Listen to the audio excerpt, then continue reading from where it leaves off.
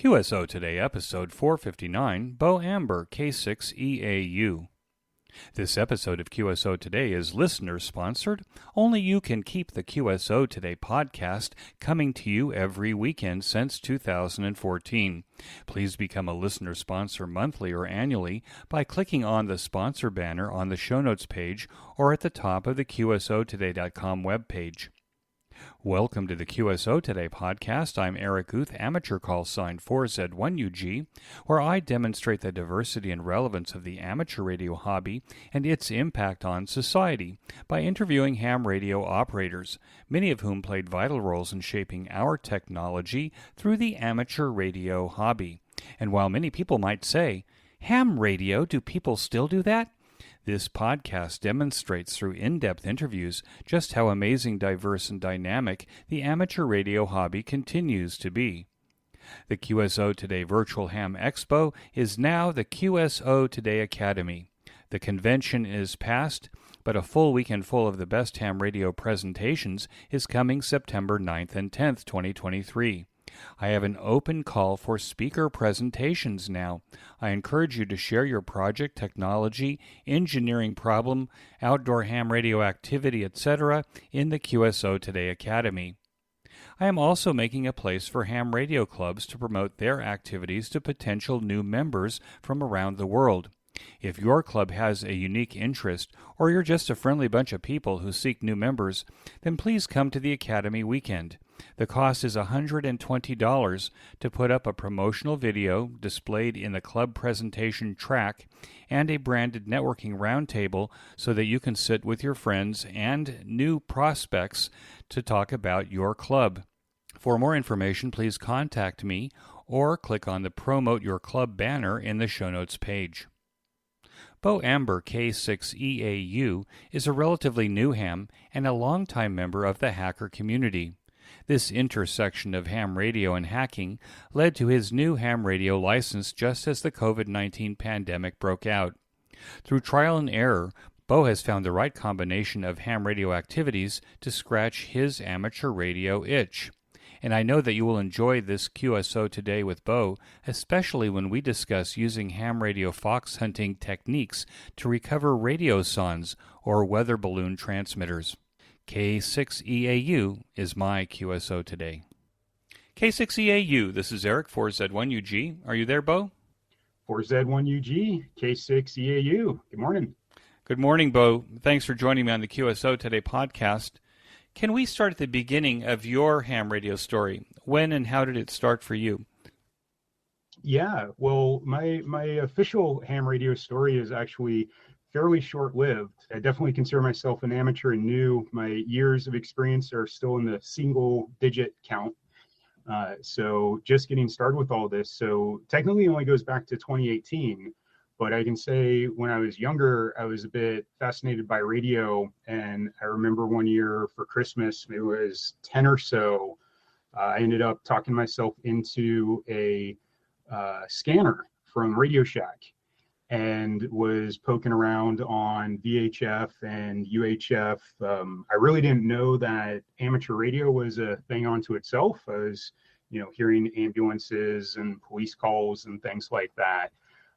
But that was kind of my initial interest into radio in general. And then as I got a bit older, I was really fascinated by APRS. I had an interest in GPS in the 90s when it was first rolling out. And well, to my knowledge anyways, it was first rolling out and able to use that a bit. And it was quite fascinating because this was before we had phones with location tracking and all of that. So that's what always kind of drew me towards amateur radio. But it wasn't until 2018, I went to a conference in the Pacific Northwest called Tour Camp, and that's out on San Juan Islands. And they had a habit, like many of these types of events, where they were doing on-site testing. So they were offering free testing. And I spent about an hour on the flight up cramming. And when I realized knowing Ohm's law got me quite a ways in the test, I felt like it was worth a shot. And so I sat down and took the test, and I passed, and I became KM6EAU. and was quite happy to have the tech there. So yeah, that was really my my beginning, and it was pretty quiet. I up until to that point, I actually didn't really know anybody that was a amateur radio operator. I had one really big, thick ARRL book still back there. The ARRL handbook, right? Yes, but I finally realized many years later, why do I still not know what to do with this license and how to get on the air? I have the ARRL handbook for building antennas. The antenna book, sure. Yeah. So so there's a bit of gap in terms of getting on the air and then using the antenna. So let's back up a little bit. I want the listeners to know a little bit more about Beau, the things that drove you to even going on the scanner. First of all, what was the hometown? Where did you grow up? Yeah, I was in Southern California at the time. Now, I grew up in Southern California, and you can get away with saying I grew up in Southern California. Was there a specific city or a county? Outside LA and in West Covina. Oh, sure. Off the 10. Yeah, and later in the San Bernardino Mountains and Lake Arrowhead. I know both well. You went to high school at Rim High School? No, by that point, I'd actually moved to northern Idaho. Oh, wow. I was in Coeur d'Alene and commuting to Spokane, Washington for high school. So you got around a little bit. Yeah. Was your father or your parents, were they in the military or were they in retail? My father was in retail, so we moved every couple of years. Gotcha. Yeah, no, nothing related to that. My dad was in the Navy. My mom was in real estate, so I guess that had a little bit to do with moving around. But it was more, it was just kind of where the family went and whatnot. So yeah, no direct exposure to radio there, or bouncing around. It was just kind of how things flowed. Did you have a technical interest as a kid? Oh yeah. And I'd say I mostly got that actually from my grandfather, Woody. Yeah, he was in the military as well, and he was very good with his hands and machines. They kind of exposed me and got me a bit interested in mechanical things and things that move. But I remember very early on, there's a picture of me in diapers with a screwdriver in one hand and a radio in the other, and taking things apart just because, like, how does it work? Well, easiest way to figure it out is inside out. So tinkering with stuff that had always been a thing. Kind of fascinated by electronics, but it was also an interesting timing when I was in school. The curriculum and things like Arduino and easily accessible electronics. I had the classic Radio Shack little mini guides and playing around with breadboards and circuits and whatnot, but really didn't know where I was going with it, but just interested in exploring it. So did you have electronics in high school? I don't think I actually did. That was definitely something I was always interested in, but the only actual programs I could find were things like ITT, college kind of side programs and things like that. But what really got me hooked, what forever embedded a soldering iron in my kit, was actually in middle school. I helped out with the shop class there, and they had ended up getting a Heath kit laser project, like old like 5 I want to say 5 watt, but I could be misremembering 5 milliwatts. But anyways, helium neon tube laser, and it came as kind of like a classic Heath kit, so bag of parts, and the shop teacher wasn't really available to work on it all that much, so I ended up being the one to put it together. I'd done a little bit of soldering and playing around with remote control cars and things like that, but I definitely very much remember that experience of that kit and putting it together and making it work, shooting laser beams down the hallway. That was probably my first like voice transmission, because I remember doing a demo where I'd be on one end of the hallway talking into the laser, and then there was a receiver on the other end where it would actually pull audio out. So sending communications over laser beam was that was definitely a big hook for me. and really kept at the soldering and fascinated by things like oscilloscopes and whatnot. But it was always just kind of a hobby and an interest. But the school curriculum never quite played into it. I remember being the only amateur in the wood shop, and the wood shop teacher was the amateur radio station, the teacher over that. So I remember helping out in electronics class because as hams we were more advanced than the shop teacher. It seemed that way anyway. Let me ask you, did your interest in mechanical things and electronic things inspire the education that you got after high school? It could have. So that's the interesting thing. I mentioned I was going to a high school in Spokane, Washington. I was fascinated with the idea of going to MIT for like technology and electronics and all those things. Where else could I possibly look? And so the way it ended up going, though, is I actually dropped out of high school and the next day got my GED. And that allowed me to apply to college a year earlier. It was an interesting process, and had I actually gone out and visited the school and known some folks there, I probably would have followed through on it, which definitely would have changed my life. But I had already started and was doing a small computer repair business on the side. The structured paperwork and process and all of that was not quite something that had the follow through on, and I just kept doing my own thing. School curriculum wise, I never made it past. I was a junior in high school, and then a GED graduate at the community college, and that was it. I mean, the whole intention was to actually go to college, but particularly at that time, I think, I don't know how much I realized it then, but I definitely realize it now. Like, they hadn't written the books I was interested in reading yet. And so just being out there with my hands on things was the best opportunity and the most direct path to what I was really passionate and interested in. Sounds like a familiar story. So you became an entrepreneur and had your own computer repair business? Yeah, basically. I mean, that was the part of the interesting bit, grew up in Southern California and then ended up in the Northwest and Coeur d'Alene, Idaho in particular.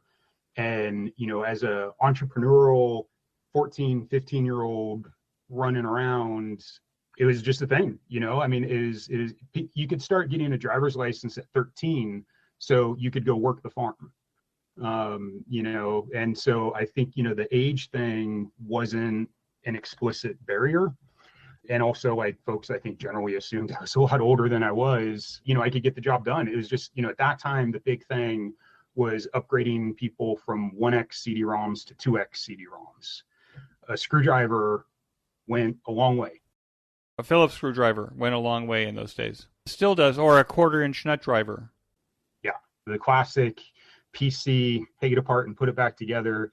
So that was also a really interesting environment because, this was just kind of a side thing. I'd, go over to somebody's house or go over to somebody's office and could follow instructions and generally knew what I was doing, but I was still learning a lot along the way, particularly networking, kind of going from just basic computer management to potentially doing network and more office type things.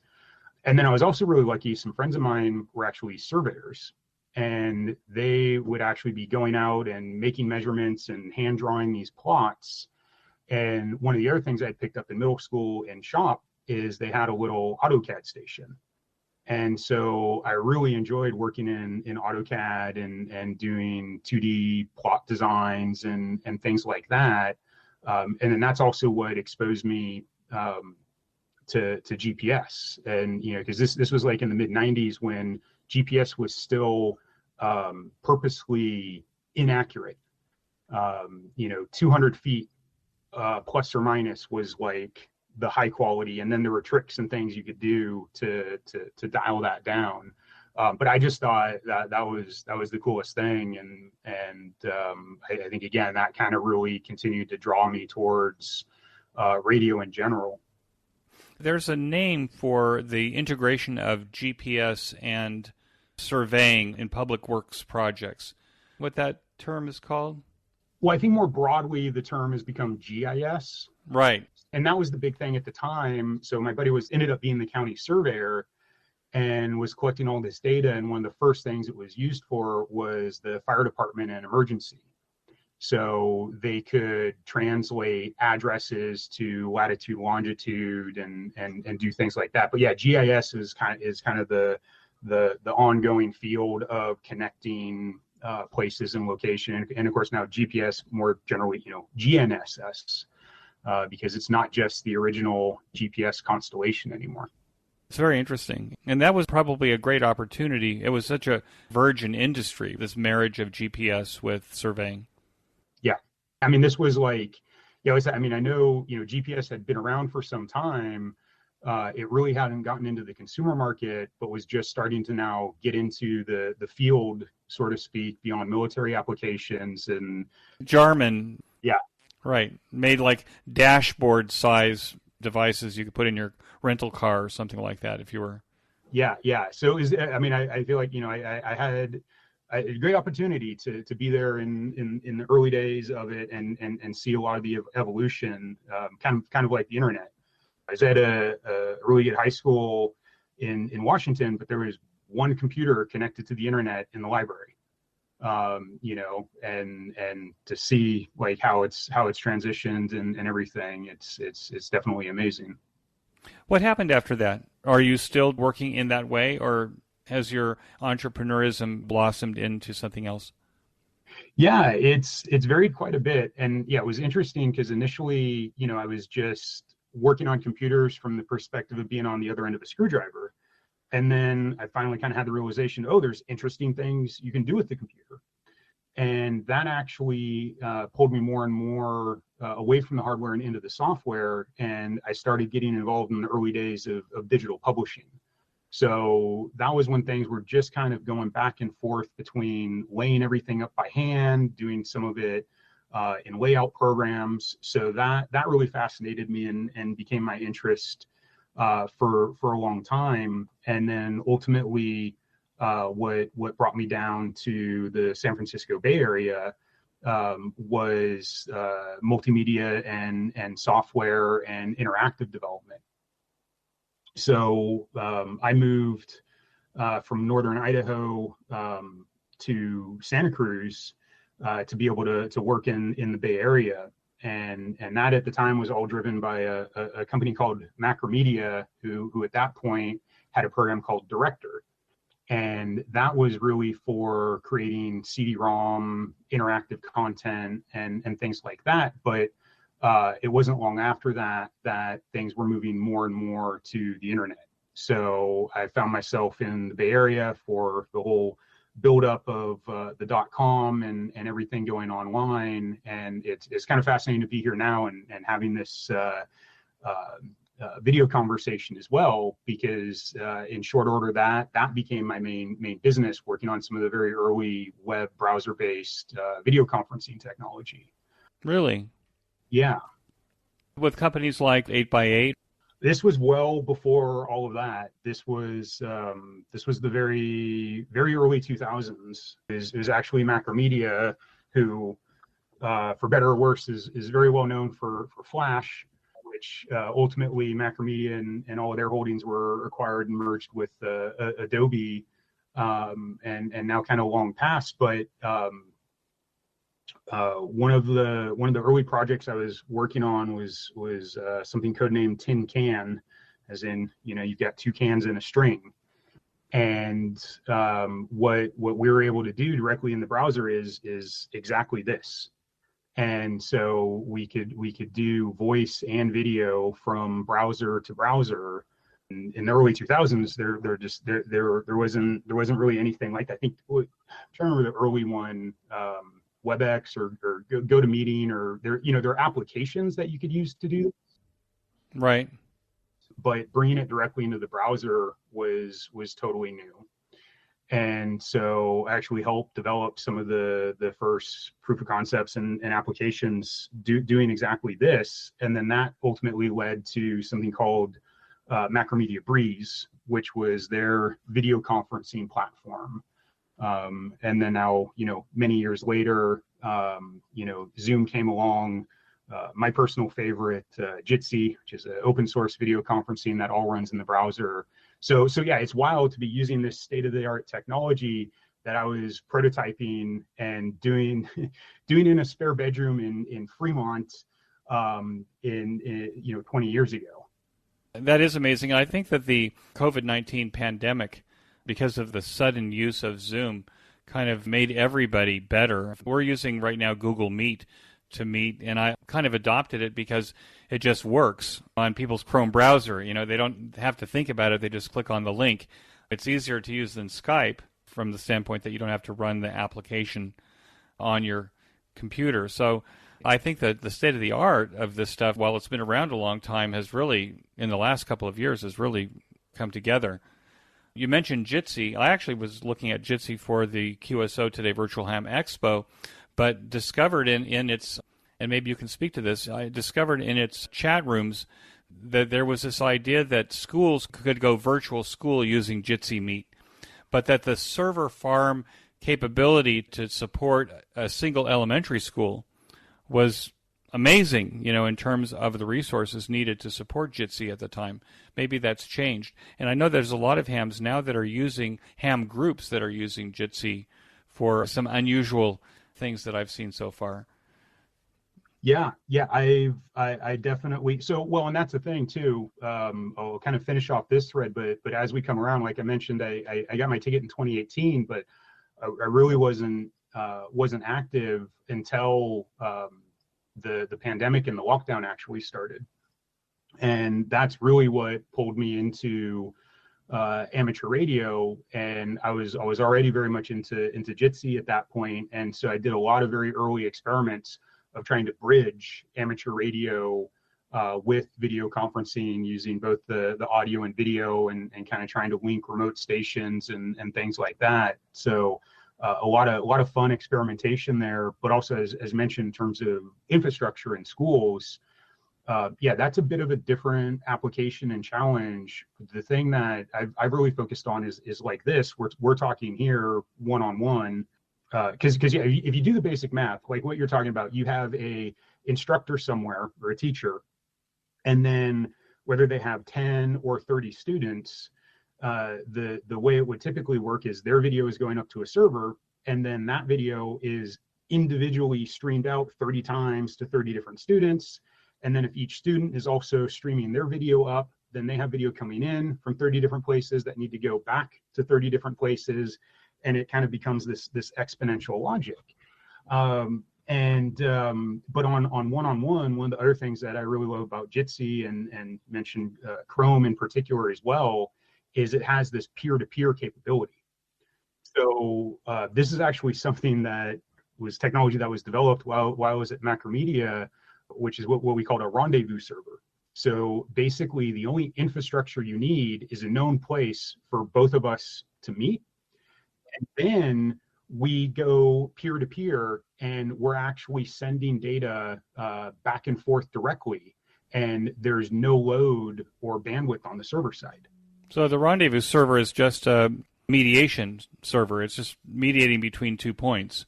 Yeah. And once it sets up the calls, it's kind of like SIP does this, right? SIP, voice over IP, which is, I think, pretty common on most voice over IP phones these days, does this. Yeah. So your asterisk PBX, for example, is just acting as a mediation between all the endpoints. Exactly, because it's very difficult. We're behind all kinds of different networking infrastructure, so it's very hard for me to call you directly, but for us to both call a known number, so to speak, right, and then trace that backwards to connect each other directly is fairly straightforward. So it's not a new thing that we sort of invented with all of this, but it was kind of the technique and the application of it was novel, but it's great. My partner's traveling internationally right now, and so we actually talk over Jitsi all the time, and it's amazing to be talking. Well, we're talking a great distance as well right now. But it's really cool being able to play with, going through servers, going around servers, all of that. So yeah, while, I really haven't been into, classic amateur radio for a long time, it is interesting how I've had all these different interests that have kind of merged But it's also kind of wild how there's some things that are easier or more accessible to do outside of amateur radio capabilities, and vice versa. In terms of, like 100 years ago, obviously, having a communications device in your pocket was not a thing. Well, having a communications device at all was probably a spark device 100 years ago. Well, this is very interesting to me. One of the things that the QSO Today Virtual Ham Expo is now the QSO Today Academy. I've been announcing that in various social media places.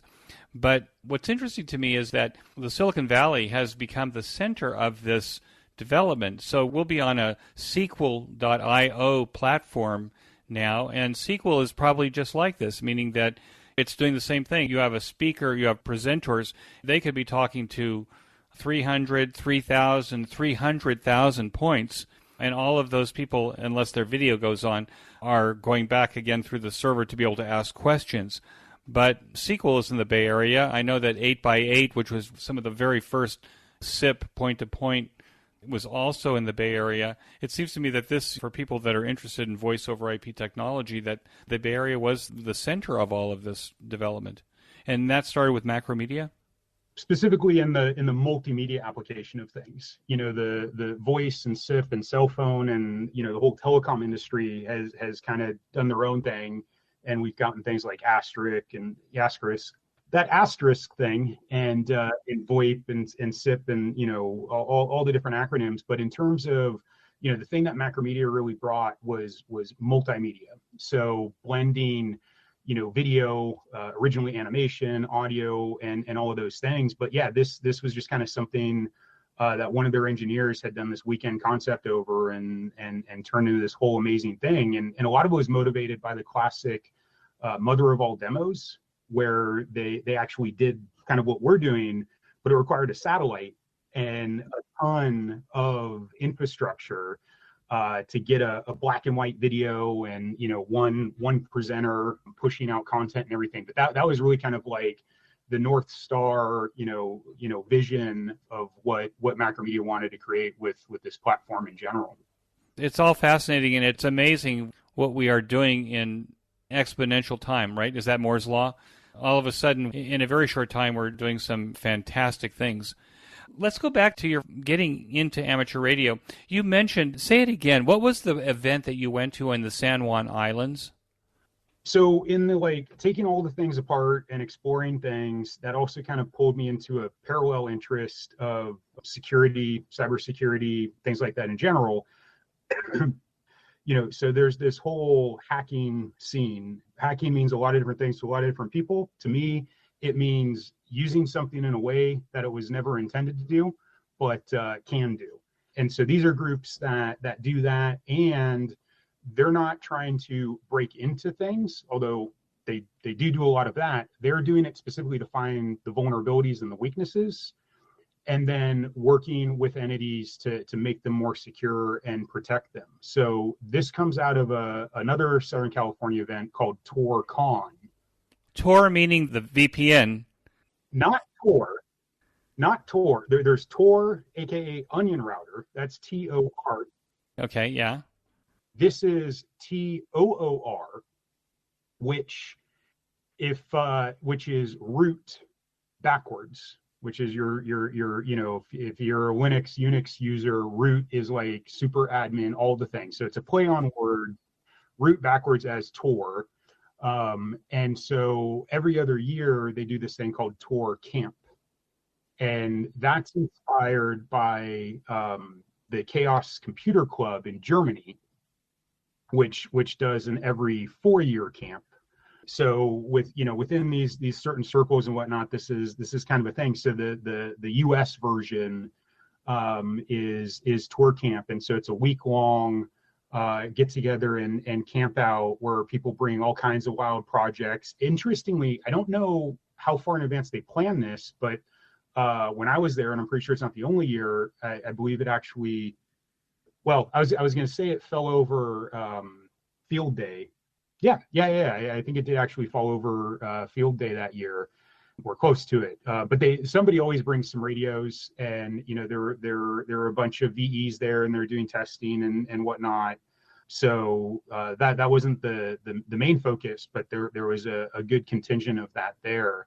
And the folks actually doing it, a lot of them were from around Portland and Seattle, and part of something called ShadyTel. And ShadyTel, most of them were amateur radio folks, but they were building their own phone network.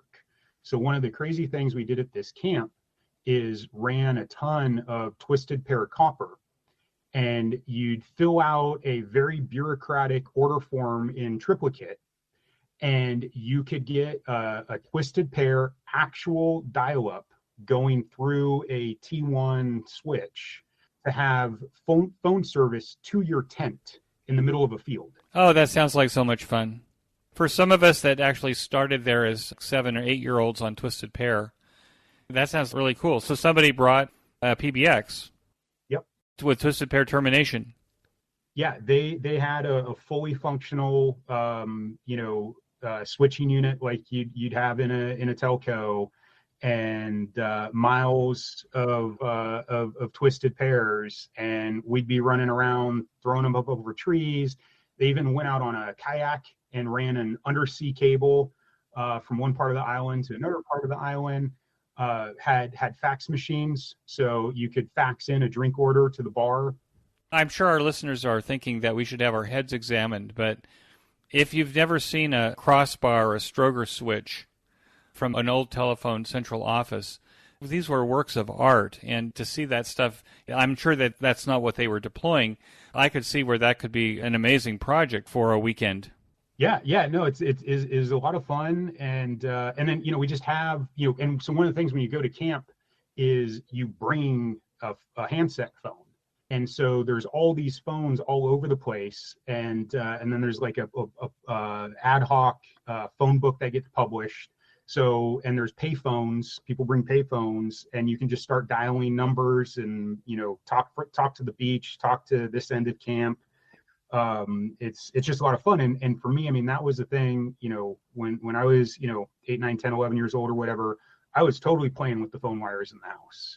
And I really, like, the thing is, I think what's generally known as freaking, where you're messing with the tones and the phone system, whatever, like that technology was kind of very quickly advancing. So by the time I really kind of got my hands on it, it wasn't quite the same. But yeah, this really kind of scratched that itch for me, because I went out there, I had a line phone and a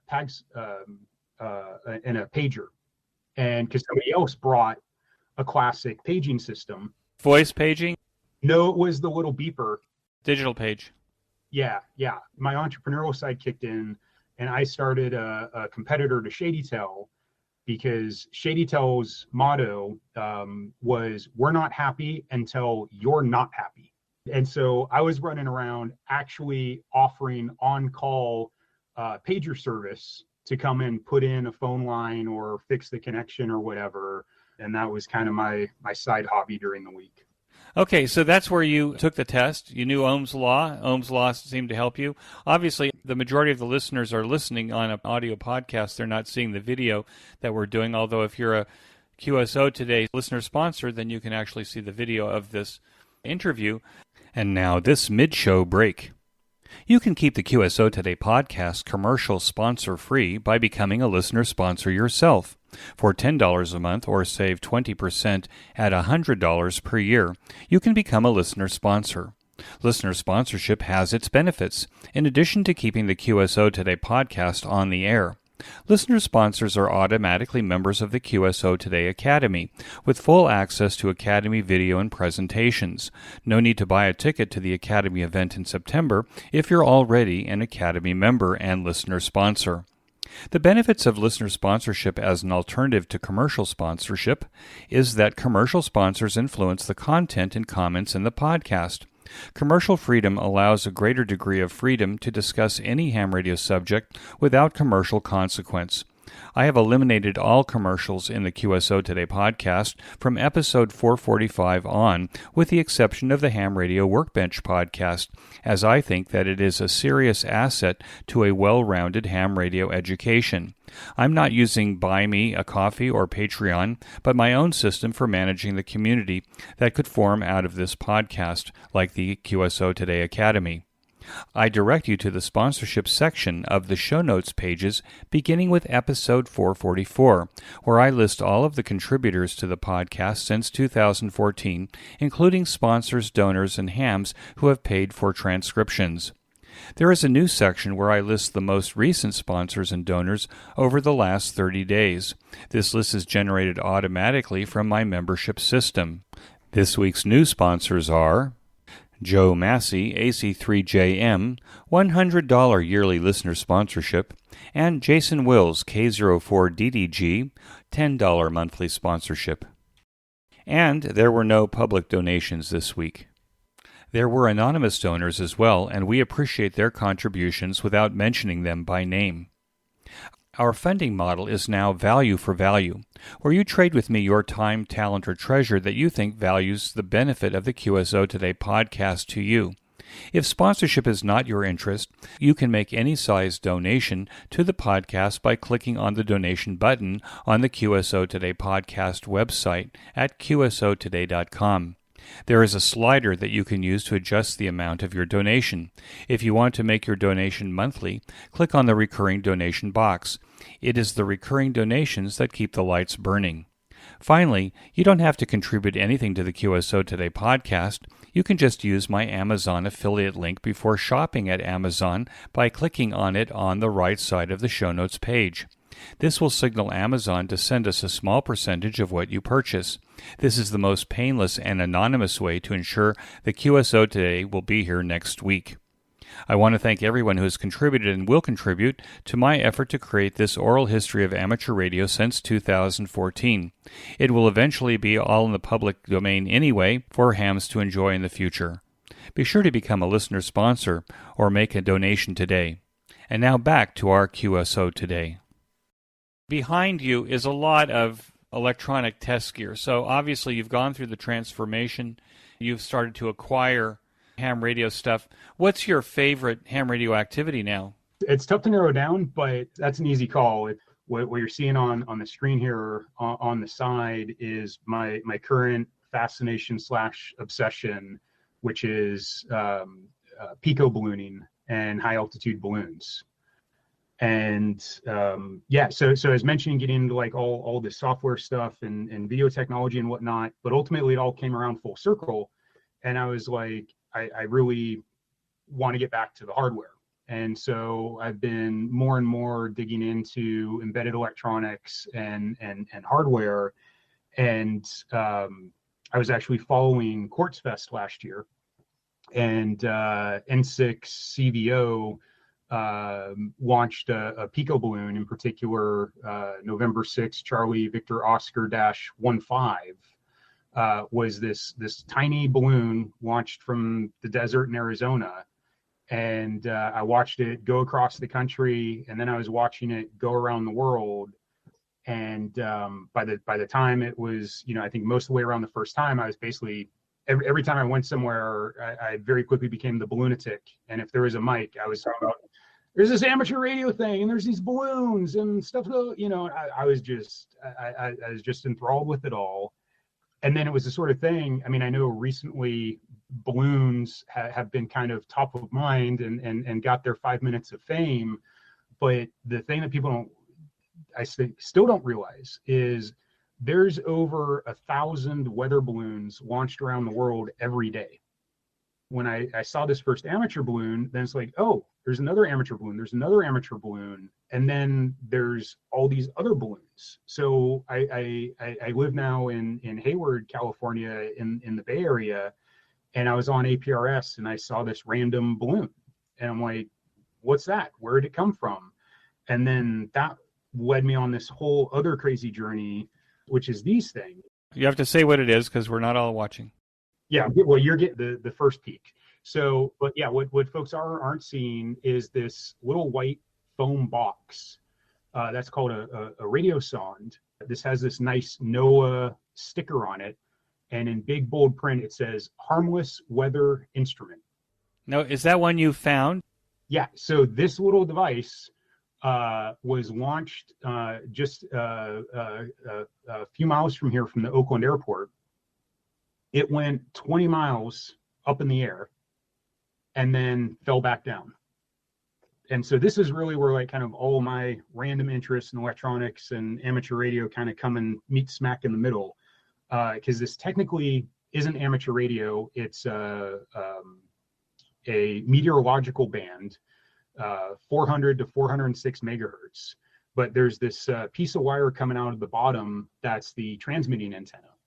And this is one of the weather sensors coming out of the top, and there's a GPS unit and some other sensors inside of it. And so, this is what feeds into a lot of our global forecasting models and things. So NOAA handles a number of sites around the US. There's a European and other agencies around the world launching these things. And it's quite a sport, particularly in Europe. Folks might be familiar with geocaching, where people use GPS to go and find random hidden things. This, I feel like, is the ultimate geocache because, like I said, these things get sent over 100,000 feet up. And then randomized by the weather of the day, they fall back down anywhere from a few feet from where they were launched to over 100 miles. And so for years, folks all over Europe have been tracking these things down. And yeah, I'm amazed I didn't discover it earlier. It's just over a year now, but in that last year, I've figured out how to track these things and use a lot of my amateur radio skills. So, I mentioned I really started getting on the air in the last few years, but I was at an event at a park in Mountain View. The local races group was doing one of their events, and they had organized a fox hunt, and they had all these tape measure Yagi antennas and fox hunting devices went running around there. And I was familiar with fox hunting and had been attempting to do direction finding to locate these things. And I had my own Arrow Yagi antenna.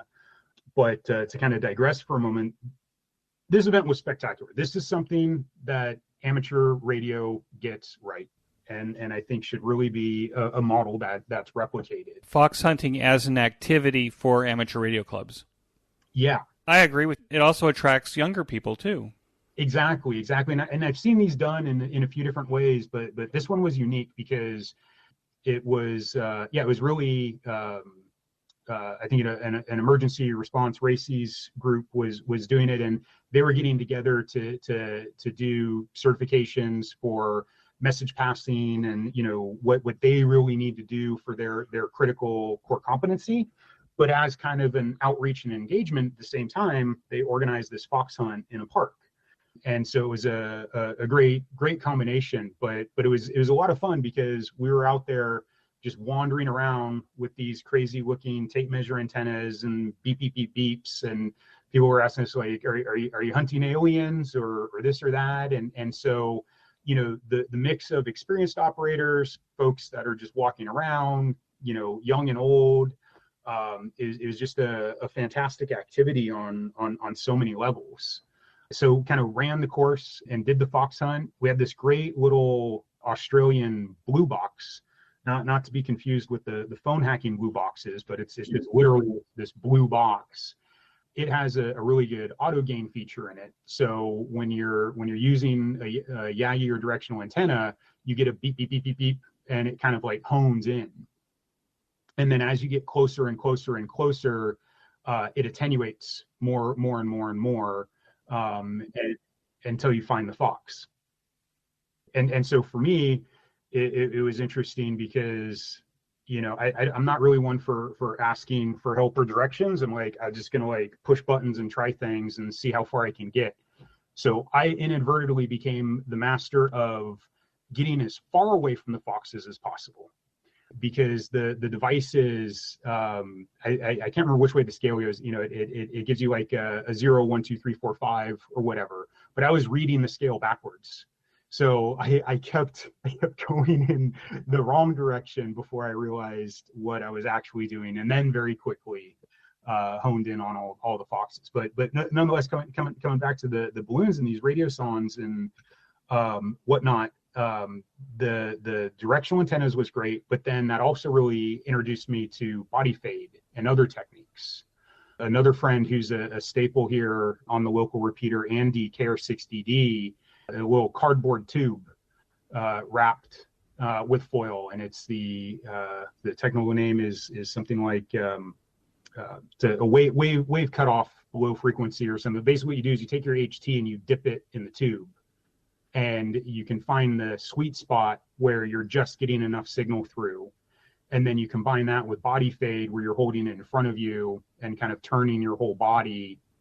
You can hone in. And then since, basically I've recovered over 50 of these radiosondes now. And so chasing these things all over the place, I've now developed the technique where I can just use a cheap handheld, and between the antenna, taking the antenna off and using my finger and doing body fade, I can basically direction find my way to one of these devices in the wilderness or the middle of the street. And they're still transmitting when they hit the ground, right? Most of the time. And for how long, generally? Yeah, so generally you've got a number of hours. You've actually got roughly 8 hours that they'll continue to transmit. The great thing is there's a whole bunch of mostly amateur radio operators that collectively run a reporting network that track all these things. So NOAA just wants the data on their way up, but then there's this huge collection of folks that mostly are using a Raspberry Pi and an SDR and some customized software, and that tracks all of these on the way up and on the way down. So that gives you the ability to see these things in flight, and it'll usually get telemetry down to at least 1,000 or 2,000 feet above ground. Sometimes you'll get tracking all the way to the ground, but then you can pair that with wind predictions and get a really good idea of where it is. So usually you get enough of an idea, within a few blocks or a rough area, and then you can direction find from there. But there's also been some other really clever amateurs out there that have figured out how to repurpose a LoRa radio device, which is low power thing. That's a very cool technology, not just for amateur radio, but they figured out how to tune that into this meteorological band, and then they can actually receive and decode the data directly from these radiosondes, and that'll give you a latitude, longitude position accurate within feet. So the kind of purists feel like that's cheating a bit, and we'll still go out and try to direction find our way there. And then, if it's getting dark or it's really challenging, then, we'll resort to it's over here. How many competitors do you have looking for radiosondes in your area? The Oakland airport is launching maybe twice a day. It's launching twice a day with the current time zone, 4 a.m. and 4 p.m. they launch, and that's synchronized around the world. So right now, 4 a.m. and 4 p.m. Pacific time in your given location, because it's all UTC synchronized, are launching balloons. So I expect not too long after this, I'll have a few more competitors out there. And sorry to other folks who already have regions to themselves. You might be getting some new friends coming your way. But yeah, initially there's just one other guy that I would run into on occasion chasing these things down, and they weren't an amateur. They were just interested. And then not long after that, I started running into a couple of amateurs, and then I started blabbing about it on the repeaters and getting a couple other folks interested. Now people usually, when I see them, like, I blame you for this, because they get hooked and sucked into it, and it's a lot of fun, but it can be quite the distraction as well. What is the most unusual landing spot that you've recovered one of these radiosondes from? There are many, but I would say, once they mentioned, usually they're beeping when they hit the ground. If they land on something hard, they'll sometimes break or knock something loose and turn themselves off. So I had a good idea of where one was. And there's a really large K through 12 school in the Oakland Hills. And I knew it was somewhere around there. And so I went up there, and I was walking. It was like 5 a.m. before dawn, and I'm wandering around waving this Yagi antenna, and I'm like, I know I'm right on top of this thing. Where is it? And it wasn't beeping. I was able to spot it with a pair of binoculars. It was actually on a roof, and that roof was the building of a school. The place wasn't open yet, and it was a private school, but there was somebody in the guard shack, and I roll up, and I'm wearing what I call my hacker camo, which is day glow orange. So I've got these glow in the dark orange pants and this big antenna, and I knock on the door, and I'm like, hey, I'm an amateur radio operator looking for a weather balloon. And it is the most amazing thing, because you think that would lead to all sorts of questions and whatever else. But for whatever reason, that seems like a very believable story and good reason to be doing whatever it is I'm doing. And so they connected me with one of their grounds managers, and who, I call, it's like 6 a.m. at this point. And so calling this random guy up at 6 a.m., but they're up anyways, because they're on their way to the school, and they're like, yeah, I'll be there in an hour. And we trade our info. He's like, I'll give you a call when I'm back there. And so I meet up, I come back, an hour or two later.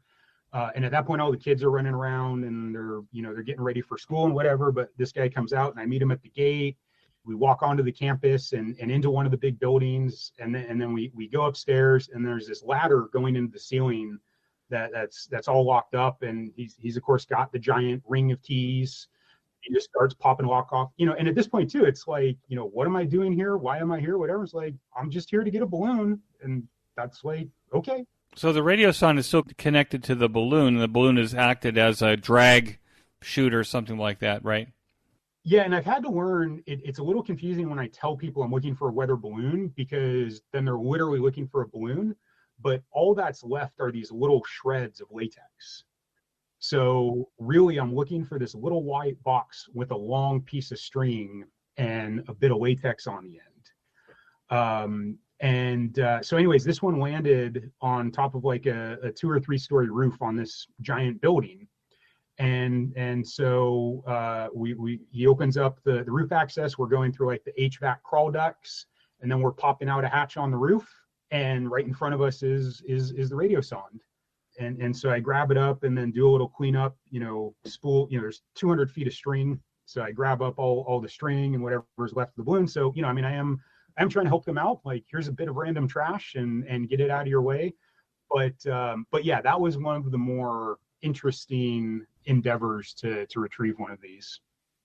Was the school interested at all in maybe making a presentation to the kids about weather balloons and ballooning, and why this is interesting to you and how it might be interesting to them? Yeah, I actually did bump into a couple of the faculty on the way out, and one of them was a physics instructor and actually used ballooning as part of their curriculum in terms of how the ascension works and all of those sorts of things. So they were interested, and we did exchange some contact, but thus far haven't done anything with that in particular. But it is one of the things that I think ARRL, and in particular the ARDC, which is Amateur Radio Digital Communication Group, aka AmperNet. They have a huge grant program in education and outreach and all of that. And so I think there's a lot of interesting opportunity for curriculum and education, because you can hear how like fascinated and crazed I've gotten with all of this. I think it's a great way to get all ages interested. And you can't, kind of where we were starting with this, I was talking about the Pico balloons. I was watching this one from Arizona, and the geography, it's like, every day I wake up and I'm like, where is it? Oh, here's another country that maybe I've heard of, but now I actually have a general idea of where it is. Isn't that amazing? It is. And right now, As you point to your 55-inch display there, Yeah, your Pico balloon information on it? yeah, 40 something inch, but nonetheless, yeah, it's so there's this great Argentinian AMSAT group that maintains this website that is really good for tracking balloons with whisper transmitters. So yeah, so like Pico balloons and weather balloons have drawn in my interest, and it's great because one is all about sending things up, and one is all about finding things coming down. So it kind of completes the circle. But you can also find this on APRS.fi, because one of the great things that this site does is it actually sends the data there. So if you search K6EAU-11, you'll find this current Pico balloon. And I'm not quite sure what day it is that we actually go live here, but currently this balloon is circling the world for its third time. Now, is that your balloon? Are you launching Pico balloons yourself now? Yeah, it's my balloon in that I had the luck of the draw that it's got my call sign. Okay. But this is a collaborative effort with our group SFHAB, which is San Francisco High Altitude Ballooning. We have a website, sf-hab.org, where we talk about these balloons. And so the real credit here goes to Martin W6MRR, who initially helped develop and iterate an 8-bit microprocessor board that can do Whisper and APRS. And now, thanks chiefly to AG6NS, Kazoo, we've been using an RP2040 based, which is a Raspberry Pi microprocessor that has 200 plus megahertz cores and a little GPS device. And this thing so there's about 17 feet of wire that the circuit is hanging from, and 17 feet of wire that's hanging below it. And that makes a 20-meter transmission antenna. Vertical dipole. Yeah, vertical dipole. And so that's able to send out whisper signals, which is just enough for us to get 4-character Maidenhead locator. And then we actually do two 2-minute transmissions in a row. So we can bump that to a 6-digit coordinate. And so what I'm looking at right now is it's dark where the balloon is at the moment, but as the sun was going down, it's actually just north of Cyprus. Oh, it's flying over my neighborhood here.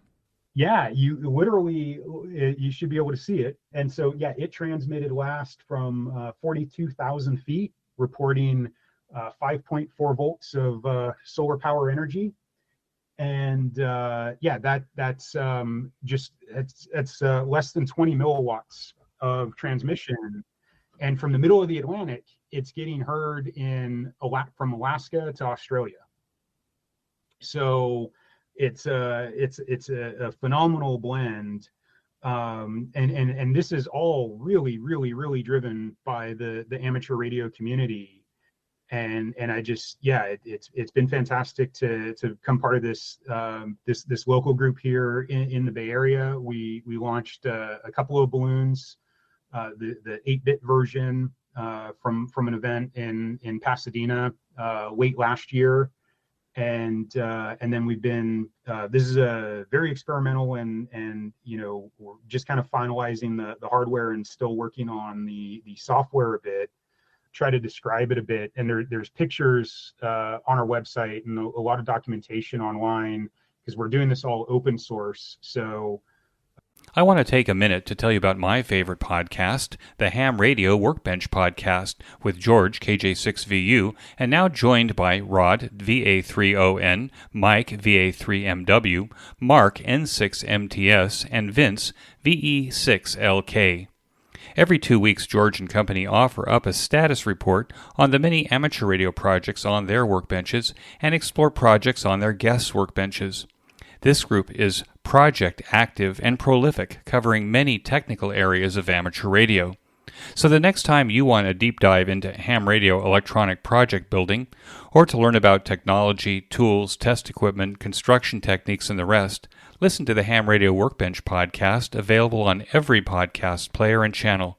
Use the link in this week's show notes page to get to the Ham Radio Workbench podcast directly. And now back to my QSO.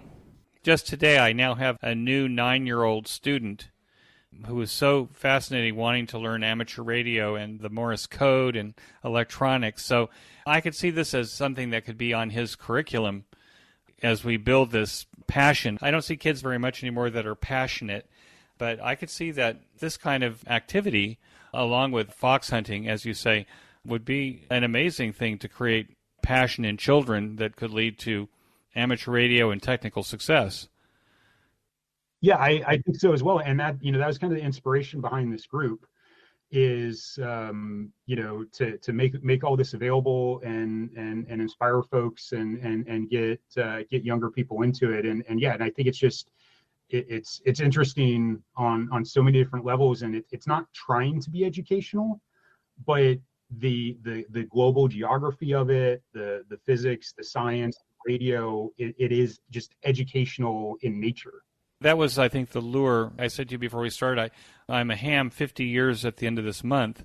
At the time, the lure of working DX, all of the things, collecting QSL cards from around the world, all of that was kind of what led us young hams to owning a globe or a world map and wanting to know about the places that we were talking to. And so amateur radio has always offered that opportunity. But I love this Pico balloon idea because it seems to be in step with the technology that even kids have. They can follow your Pico balloons or their Pico balloons with their smartphones. Exactly. And then also too, like, the Pico, it's funny because the Pico balloons led me to the weather balloons, and then there's another group working with students near San Diego that actually recovers these weather radiosondes, and then the students relaunch them as their own balloons.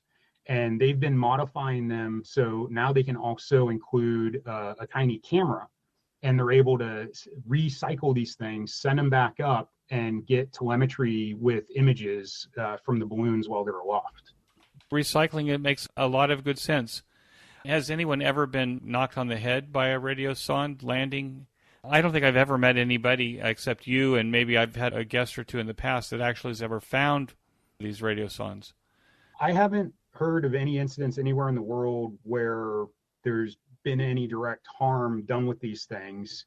They used to be bigger and significantly heavier, and these are so light that they don't even have a parachute on these. They just have whatever's left of the balloon as a drag. But they're still going like 20, 30 miles an hour when they come down. But it's kind of like a Nerf football or something. I mean, I have seen one of these recently landed directly on top of somebody's car and doesn't even leave a scratch or a dent. It's not likely to hurt someone even if it hits them straight on the head. And spread, like, everybody also asks, like, what about the planes? I mean, they're actually launching it from an airport. But, these things are generally smaller than a bird. I don't think there's really been any airplane incidents, but they're specifically designed to not be harmful, even if there was a chance collision. If they got sucked through a jet engine or something like that. Yeah. Yeah. It seems to me the parachute cord itself might be more of a problem than the radiosonde itself. Yeah, and that's the thing. There is a specific regulation where the braking force of the string has to ensure that it'll separate if there is an impact or something like that. I do want to mention two things, which is, this was a great activity and hobby for me, particularly during the pandemic. I discovered all kinds of places around the Bay Area that I never would have bothered to look at, but it was also an extremely healthy exercise activity. After being cooped up for years, I'm getting out hiking miles looking for these things, and so it was a great bit of exercise that helped get me in significantly better shape. And now even I tend to train almost every day when I'm not chasing these. I'm running at home so that I've got the conditioning to go hike up the hill. Just a couple of days ago, went out by a reservoir north of Livermore and hiked a mile up into the hills and found one of these still transmitting. But also, folks really need to use their common sense and be excellent operators or otherwise. A lot of times these fall on public property and are easy to access. A lot of times they fall in people's backyards or somebody's roof. So being nice and asking goes a really long way, but sometimes you just got to give up on them. And also, particularly going out in the wilderness, common sense goes a long way. I'm usually tracking myself with APRS and talking to some buddies. It does get a bit dicey out there in the woods, and you've really got to be careful with it. So I highly encourage folks to explore it, but also I don't want to be responsible for getting anybody into more trouble than they can handle. In California, you have to worry about wild animals, snakes, and poison ivy. Yeah. You don't want to go out there in your short shorts and sneakers. Yeah, the poison oak is prolific. Ticks, and I hear in Europe there's some really nasty tick activity going and whatnot. So I think it's totally worth getting out there, but go with a friend and be smart about it. That's really fascinating. So one of the reasons I know about you is because somebody spotted you at K6EAU Super Conference. Are you making contributions there that people know you from there? I was kind of curious how we got in contact initially. You were an attraction, apparently, and so one of the listeners sent me a whole paragraph about you and what you were doing at the Super Conference. What is a K6EAU Super Conference? Yeah, so hackaday.com is a really long-running tech blog. It literally started posting a hack a day. And so it would be, hey, here's how to make an LED blink, or here's how I reconfigured my toaster to do this or that or whatever. And since it's just really kind of grown into this resource of all kinds of great things, and they created a parallel site called hackaday.io. And that's a great way. Anybody can create an account and use it for free, and you get a bunch of online storage, and you can document and log your projects. And it's great. You can be doing it by yourself and just get some feedback and share what you're doing, or you can create teams. They have an annual prize called the Hackaday Prize, where people have all of these challenges and things that they're trying to build and collaborating on. So I've followed Hackaday since the very early days, and then they started doing this annual conference called SuperCon, which is just phenomenal, and they do it every year in Pasadena. So I have a habit of volunteering every year and going to the conference and just helping out in exchange for a ticket and being part of the experience. And so I've been doing that for a number of years. And one of the other things they do is they have a great venue. The convenience of right behind where the main talks and everything are is this closed off alley. And so we have this outdoor space in Southern California in the summer when the weather just happens to be perfect every year. And we call that the soldering alley. And so it's just a long row of tabletops and soldering irons. People bring their projects and kits, and this is just a weekend event, but a lot of us go there and just hack on stuff, building stuff while we're there. And then also a whole other episode worth of topic I could get into, what we call badge life, which is now for events like this, we have a wearable conference badge. So our actual ticket is a piece of electronics that's a functional computer of some sort. And so there's a competition every year who can make the best modification to the badge. And so that's mostly hanging out in the alley, soldering up all kinds of crazy devices. So I'm usually hanging out there every year, and this year Martin came along and we launched two balloons. So one morning there's a park right across the street, so we met up there, and it was perfect timing because everybody was queued up on the sidewalk waiting to get in. And I'm out there, yelling, "Hey, everybody, watch this!" Because we're just prepping this balloon. And my partner Ricky, she was also with us, and she's an operator now, and she was helping Martin prep the balloon. And so we launched two pico balloons right in front of the conference. And then we went back into the alley, and we had a big screen like this, and we started pulling up the telemetry, and we could see the balloon going up. One of them went and crashed somewhere near the Grand Canyon. That was a lot of fun. And this year, I'm really hoping we're going to be doing more amateur radio stuff, hopefully even doing some on-site testing and getting some new operators and upgrades in the process. Have you and Ricky visited any traditional amateur radio clubs in your area? And how was that experience? Yeah, and so again, that was kind of the wild thing in my story getting into amateur radio. I should say when I first got on the air. So I came back from tour camp, and eventually ended up with a Baofeng, and was playing around from time to time, but I was never really had anybody to talk to. When the lockdown started, I picked it up again, and as much as I know and can figure out, for the life of me, I couldn't figure out how to use a repeater. Like this offset frequency and tones, and on a Baofeng, the menu is not the most obvious. Had I really understood that chirp was an option and I could just push a few buttons and it would just work, but for the life of me, I couldn't figure this out. And it also blew me away. I spent a good bit of time on YouTube, and it just wasn't obvious what I was supposed to do. Right. Especially if you don't kind of understand the basics of how repeaters work, right? Yeah.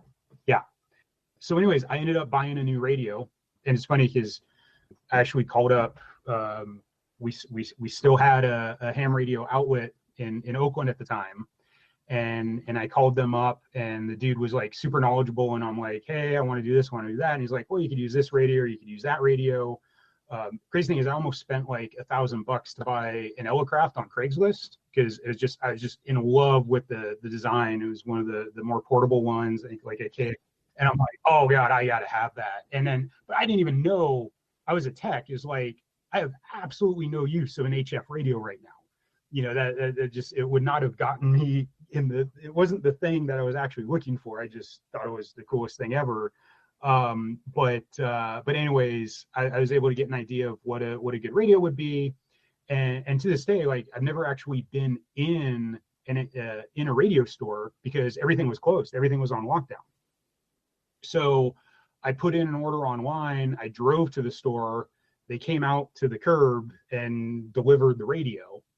And so then I came home and I set that up, and then I push a button and it just works, because it had GPS, so it could find a local repeater. It preset all the configurations. And then I remember I got on the local repeater here, N6NFI, which is just up on the hill behind Stanford University and next to this giant radio dish. And K6EAU Shri was my first contact, and I looked into it too, because this repeater is like a super social repeater, and folks are almost always just kind of hanging out on there and interested in talking and helping out new operators. And so then from there is like, okay, now that I have something that works, I can figure out how it works. And I was able to understand the repeater and the frequencies, and then program my other radios. And then and then also, this was like I think this was in like the first 30 days of the lockdown. So it was like everybody's life was on hold, and it was a very trying time. But I very quickly made a habit of like, and then I learned about nets and started checking into nets. And I set myself a goal of, I'm going to check into a net every day. And so I was finding different nets all around the bay. And so once I could check into a net every day for like more than a week, then that kind of got me the basic proficiency of getting on the air. And then, the original like mic fright, in terms of like, I remember the early days getting on the repeater, like I couldn't hold the button still. Yeah, I think everybody goes through that. Yeah. Right. So as confident and comfortable as I sound now, it's like everybody goes through that phase, you know? And so that led me into a whole bunch of things. The San Francisco Amateur Radio Club was doing a daily health and welfare net at the time. Just, hey, are you out there? Do you need toilet paper? Just like this was this was such an amazing thing, because social distancing, we had it's 2 meters, we were much more than 2 meters apart. But I actually got to make new friends and connect with folks and be social in a time when we couldn't get out. And since I've gotten to know a lot of these people, and I became a net control. So I do every other Thursday. There's this thing called the 9 a.m. talk net, which has been going for over 30 years. Every 9 a.m. from 9 a.m. until whenever, we're there talking. And it's also got an echo link. So anybody up weekdays or anytime actually, you can come join us through the W6REK-R echo link node, and it'll link you right into the Bay Area here, and you can come and talk to us. So yeah, that is just one of the many things that has kind of led me onto all of these other things. It seems to me then your integration into amateur radio has been a success. Yeah, absolutely. I mean, I really didn't know where to go with it or what to do with it when I started, but once I made the effort to get on the air, because we started talking about going to clubs, and that's the thing. When I first started pushing the button, there wasn't a single club to go to. Everything was shut, and so I kind of had this weird experience into it, in terms of just through the radio, which I think is phenomenal and great. But it's only recently that I was able to start going to club events remotely and then do some in person. So there's a great group. Got to go to the I can't remember if it was now the 70th or at least 70th year anniversary Palo Alto Amateur Radio Association. They had a big thing in the park. But they've been doing online meetings and in-person meetings. And so I finally have gotten a chance to kind of see what it's all about. The first club I think that I actually got to visit was in Denmark. Ricky is from Denmark, and so we go out there fairly often. And we were there a couple years ago visiting Copenhagen. I made a point to track down any operators and clubs, and there's one in Kastrup, which is the area near the airport. And so made my way over there for a day, and I just happened to luck into that it was their annual gathering event that had been postponed. And so they were doing a big cookout, they were doing a big swap. There was a bunch of people there. They had talks, and the shack was open. So that was the first time I actually got to walk up to anything in person that was a club and amateur radio activity. And then I came back later in the week, and I got to operate their station because they had a great HF rig with a kilowatt amplifier and a giant beam swinging around on the mast out there, and was able to operate with the club and their call and reach all the way back out to California. Had a great QSO with the guy in New York, and sounded like they were in the other room. So before we go, because this has been a really wonderful conversation, I've learned a lot. You've kind of joined this fraternity, and because of perhaps the lockdown and your ability and your determination to get on the air and at least make a net every day, that's quite a thing. Do you have advice that you'd give to new hams who are just getting their license in terms of how they can become part of the fraternity and become as active and as interested as you are?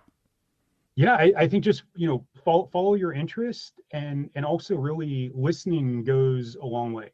So even before you get licensed, you can use SDRs, you can use things online, you can use inexpensive radios. I think you can start to kind of find your group or your tribe. Just kind of, the trick is knowing the frequency and knowing the time. And so doing some research to figure out when nets or club activities are happening, and trying to follow those on the air. but also now that we have the option, going out to a club. So I'd say make a connection. And some people might be a little too overwhelmed in terms of engaging with the club. And I think one of the things that amateurs do great, but can also be not so great, is we're overly helpful. Somebody comes in and they have an interest and they're trying to use this radio, and they'll immediately get 1,000 suggestions on how to do it better, which, the intention and everything is wonderful, but leaving folks room to explore and find their ways there. So, there's more and more, middle school, high school, university clubs, all kinds of different organizations and groups. And so find something that has an interest. And yeah, I think the best way to learn, the quickest way to learn, is from others. So, a lot of clubs will do an outdoor event at a park. There's POTA and SOTA, parks on the air, summits on the air. So I totally recommend, like great thing with amateur radio too is it's designed to be anywhere. So I think the first actual radio event I participated in when I had my ticket was actually lighthouses on the air. So we were driving up the coast to escape the smoke from the wildfires, and happened into a lighthouse that happened to be on the air, and was introduced to go to get on the air station. So I think those are the best types of events. They're all over the place in the summer. Undoubtedly can find something the last full weekend in June for field day, but I think that's a great way to get started. Whether you get your ticket or not, find a group that's doing something, and in a park or at a club, and go ask questions and hang out. And I think that'll lead to many more things. With that, I want to thank you so much and wish you 73. And thanks for being on the QSO Today podcast. All right. Well, great talking to you as well. 7-3. That concludes this episode of QSO Today. I hope that you enjoyed this QSO with Beau. Please be sure to check out the show notes that include links and information about the topics that we discussed. Go to www.qsotoday.com and put in K6EAU in the search box at the top of the page. Also, remember that I'm still looking for speaker presentations for the QSO Today Academy coming September 9th and 10th. You may notice that some of the episodes are transcribed into written text. If you'd like to sponsor this or any of the episodes into written text, please contact me. Support the QSO Today podcast by first joining the QSO Today email list by pressing on the subscribe buttons on the show notes page. I will not spam you or share your email address with anyone. Become a listener sponsor monthly or annually by clicking on the sponsor buttons on the show notes pages. Your value for value support is recognized on the QSO Today podcast and in the weekly show notes. Use our Amazon link when you shop on Amazon. Clicking on this link before you enter Amazon will allow Amazon to pay us a small commission on what you purchase. This is a very painless way to support the QSO Today podcast. QSO Today is syndicated on every podcast platform, including Spotify and the iTunes Store. Until next time, this is Eric for Z1UG 73. The QSO Today podcast is a product of KEG Media Inc., who is solely responsible for its content.